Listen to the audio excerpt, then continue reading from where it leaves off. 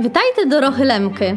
Heu Lemkynia z Nyżniocho-Szleska. Marita Kiec z Lisca. Heu Osif Szczerniacki z Śmielowa. Heu Dorofieja Dutkaner z Lubina. Heu Hancia Dubińska z Lubina. Ja Petro Kaniuczok, zamieszkały kolonia Glisno. Ja Olga Habura. Ja jem Bogdan Kopciał z Wrocławia. Jem Olga Kaniuczok z Glizna. Sandra Habura z Przemkowa. Ksenia Kuzemczak z Michałowa. Ja jem Sandra z Zelenej Chory, mam 24 roki. Jem Simon Habura, mam roki 23. Cześć, z tej strony Sandra z Michalowa.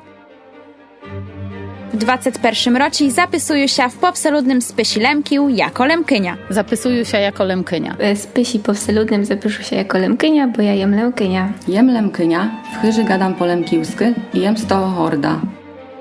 Ja jem dida pradida Lemko i w spisie ludności chcę się zapisać jako Lemko. Zapiszę się Lemkynią. Piszę się jako Lemky. I tak się zapiszę. Jem Lemkynia i w 2021 roці zapiszę się Lemkynią.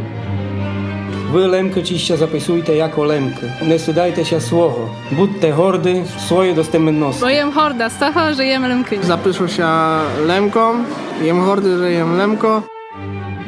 Nie wstydajmy się słowo, ja ci szpilu się zapiszę i klyczu wszystkich, żebyśmy się zapisali. Im więcej nas bude, tym bude dla nas lepsze. Ja jako Lemko się zapiszę i was, drogie słuchacze, do tego serdecznie klyczę.